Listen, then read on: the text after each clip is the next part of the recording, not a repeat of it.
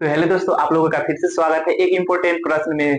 तो ये देखिए, हमारा मॉडल पेपर चल रहा है 2025। इसमें का मैं यहाँ पर देखिए खंड नंबर यहाँ पर निम्नलिखित सभी खंडों को हल कीजिए। 5 में का ये पांचों प्रश्नों को हम बारी बारी से हल करवाते हैं। और यहाँ पर देखिए ये 6 नंबर में भी का है, निम्नलिखित सभी खंडों को हल कीजिए। तो एक एक वीडियो में हम एक एक प्रश्न को समझते जाएंगे। तो यहाँ से 6 का क नंबर सवाल को आइए हम समझाते हैं, समझिए ध्यान से। और ऐसा नहीं है कि समझ में नहीं आएगा, एकदम बिल्कुल सही तरीके से समझ में आएगा। तो देखिए क्या है, निम्नलिखित सभी खंडों को क्या कीजिए, हल कीजिए। तो यानी इसमें टोटल 5 प्रश्न है। तो एक वीडियो में एक एक प्रश्न को हम समझते हुए चलेंगे। तो इस वीडियो में फिलहाल के लिए यही प्रश्न रहेगा। तो आइए पहले प्रश्न को हम समझते हैं, उसके बाद हम लगाएंगे।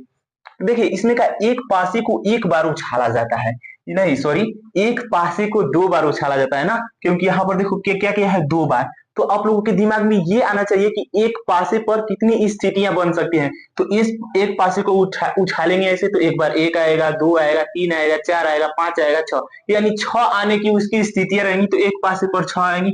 लेकिन ये कहा है कि 2 पासों को उछाला जाता है, तो एक पर 6 आने की स्थितियां रहेंगी और दूसरे पर भी 6 आने की। तो दोनों को आपस में गुणा कर देंगे, 6 6 कितना हो जाएगा, 36 हो जाएगा। यानी टोटल इनकी स्थितियां कितनी आ सकती हैं, 2 पासों की 36 आ सकती हैं। ठीक, और आगे पढ़ते हैं। और प्रकट हुई संख्याओं का योग 6 पाया गया है। यानी ये घटना हम मान लेंगे, एक घटना है कि 2 पासों को उछालेंगे तो उन पर प्रकट संख्याओं का योग क्या आएगा, 6 होगा। और आगे पढ़ते हैं क्या है, संख्या 4 के न्यूनतम एक बार प्रकट होना।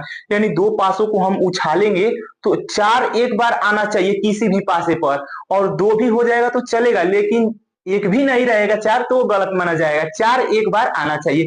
तो आइए हम सारा नोट करते हैं। यहाँ से लिखेंगे हल, हल लिखेंगे दोनों पासों को, यहाँ पर लिखेंगे एक पासे को, ऊपर ही लिख देते हैं, एक पासे को 2 बार उछालने उछालने पर प्राप्त कुल स्थितियां, प्राप्त कुल स्थितियां।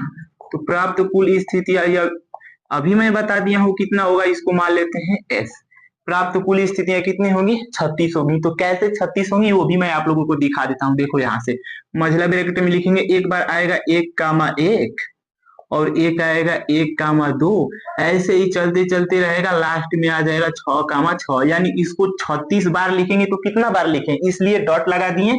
और इसका नंबर पूछेंगे तो ये नंबर ऑफ एस हो जाएगा हमारा 36। क्लियर बात यहाँ तक। अब ये देखिए, अब इसको हम नोट करते हैं, मान लेंगे, माना घटना मान लेते हैं, माना यहाँ पर कर लेते हैं, माना घटना मान लेते हैं, यहाँ पर माना घटना, यहाँ पर कर लेते हैं ई, मान लेते हैं घटना ई, संख्या 4 के न्यूनतम एक बार प्रकट होना मान लेते हैं। इसको ही मतलब घटना ई मान लेते हैं। तो यहां से कहेंगे संख्या 4 का एक बार, सब प्रश्न में से ही देकर लिख रहे हैं, कोई अलग अपने से नहीं लिख रहे हैं। संख्या 4 का एक बार प्रकट होना, प्रकट होना। तो देखते हैं ये कितना बार 4 प्रकट होता है, यानी 2 पासे को हम उछालते हैं। तो इसको भी यहां से मझला ब्रैकेट में लिखेंगे। देखो लिखते हैं, तो ये 1 कामा 4, ऐसे ही 1 कामा 4, 2 कामा 4, 3 कामा 4, ऐसे ही 6 तक जाएगा। और उसको फिर से पलट देंगे तो टोटल इसकी स्थितियां 11 बनेगी। देखिए हम लिखते हैं, 1 कामा 4 हो गया, 2 कामा 4, और ये हो जाएगा 3 कामा 4, और 4 कामा 4, 5 कामा 4, और ये हो जाएगा 6 कामा 4।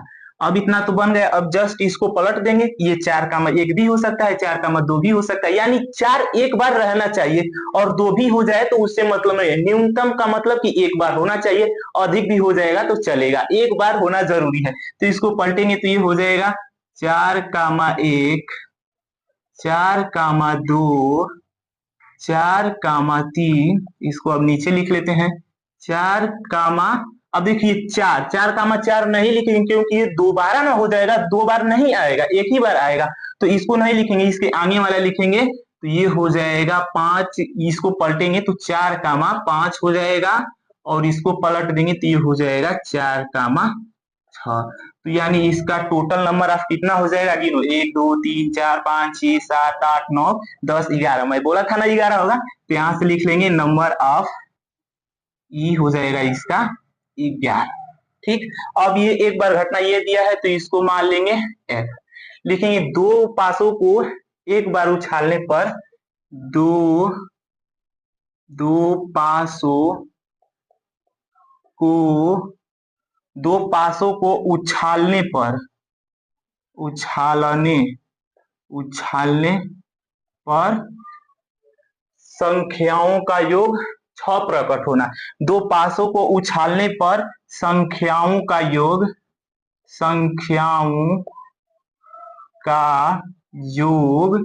6 प्रकट होना, 6 प्रकट होना। देखो 6 प्रकट होना, तो इसका कहने का मतलब ये है कि दो पासों को उछालेंगे तो एक पासे पर 1 आ गया, एक पासे पर 5 आ गया, तो इन दोनों को आपस में जोड़ेंगे तो 6 के बराबर आ जाएगा ना। तो इतना कितना स्थितियां बनेगी, इसी को हमको लिखना है ना। तो देखिए यहां से इसको नीचे लिखते हैं मझले ब्रैकेट में। एक तो हो जाएगा 1,5, यहाँ पर हो जाएगा 1,5, क्योंकि इसको हम जोड़ेंगे 1 और 5 को तो 6 हो जाएगा, क्योंकि यही कहा है इसमें कि दो पासों को उछालने पर संख्याओं का योग 6 प्रकट होना। तो एक पर आ जाएगा 1 और दूसरे पर आ जाएगा 5, तो जोड़ेंगे तो 6 के बराबर हो जाएगा। दूसरा में देखेंगे तो 2,4 ये भी 6 के बराबर हो जाएगा, और 3,3 ये भी 6 के बराबर हो जाएगा। अब इसको पलट देते हैं तो 5,1 हो जाएगा, और इसको पलटेंगे तो 4,2। इसकी स्थितियां इतना ही बनेगी, आप लोग करके देख लीजिए, इससे अधिक नहीं आएंगी। तो इसका हो जाएगा घटना नंबर ऑफ एफ बराबर हो जाएगा यहां से 5। अब आगे पढ़ते हैं, तो कहा है कि न्यूनतम एक बार प्रकट होने का सप्रतिबंध ज्ञात कीजिए। तो यानी यही हमसे पूछा है, probability of E by F बराबर probability of E intersection F और बटे में हो जाएगा प्रोबेबिलिटी ऑफ एफ। यही हमसे पूछा है, तो इसी सूत्र पे चलेंगे। तो पहले तो इसमें क्या दिख रहा है, इंटरसेक्शन, तो पहले इंटरसेक्शन निकालते हैं। तो ई इंटरसेक्शन एफ, ई इंटरसेक्शन एफ हो जाएगा। तो इंटरसेक्शन का मतलब कि जो कॉमन पॉइंट होता है उसी को लेकर चलते हैं। तो देखिए यहां से इसमें 4 दिख रहा है, इसमें 4 दिख रहा है, तो इन सब में 4 दिख रहा है, तो इसमें 2 ही दिख रहा है, तो 2 ही ना कॉमन होंगे। तो इसको लिख लेंगे यहाँ से 2,4, और ये हो जाएगा 4,2। तो इसका number of E intersection F कितना हो जाएगा, 2। तो ये हो गया यहाँ से 2। अब इधर देखिए, समझिए थोड़ा सा, इसमें अब तो ये नंबर ऑफ दिखा रहा है ना, लेकिन इसमें तो प्रोबेबिलिटी ऑफ हो गया। तो प्रोबेबिलिटी ऑफ निकालते कैसे हैं, जैसे मान के चलिए यहाँ पर हो जाएगा, एक को ले लेते हैं हम, इसको निकाल लेते हैं, ई वाले को ही ले लेते हैं। तो प्रोबेबिलिटी ऑफ ई जब निकालेंगे ना, तो इसको लिखेंगे नंबर ऑफ ई, और ये टोटल स्थितियां यानी नंबर ऑफ एस। तो नंबर ऑफ ई का मान कितना आ गया, 11, और इसका हो जाएगा 36। समझ में आ रहा है ना। तो यहाँ से इसका मान निकालेंगे, अब यहाँ से एफ का निकालेंगे, तो पी एफ, तो ये हो जाएगा नंबर ऑफ एफ, और ये हो जाएगा नंबर ऑफ एस, यानी टोटल जो रहेगा उसको इसके बटे में रखेंगे। तो इसका हो जाएगा, देखो कितना आया है 5, और 5 बटे 36 हो जाएगा। और इसका निकालेंगे probability of E intersection F, तो उसी प्रकार ये भी हो जाएगा नंबर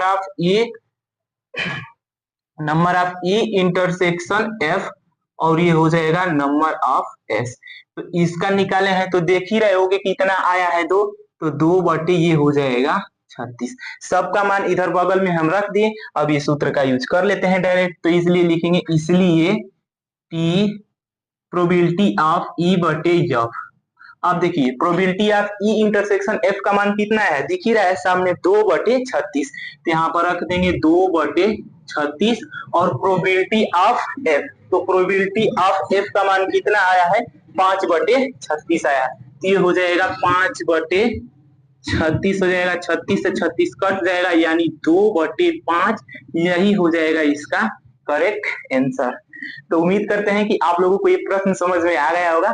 तो स्क्रीनशॉट ले लीजिए, और अगर आप लोगों को ये वीडियो पसंद आई हो तो वीडियो को लाइक और चैनल को सब्सक्राइब और अपने दोस्तों के साथ शेयर करना मत भूलिएगा। तो मिलते हैं अगले वीडियो में अगले प्रश्न के साथ, तब तक के लिए जय हिंद जय भारत। स्क्रीनशॉट ले लीजिए।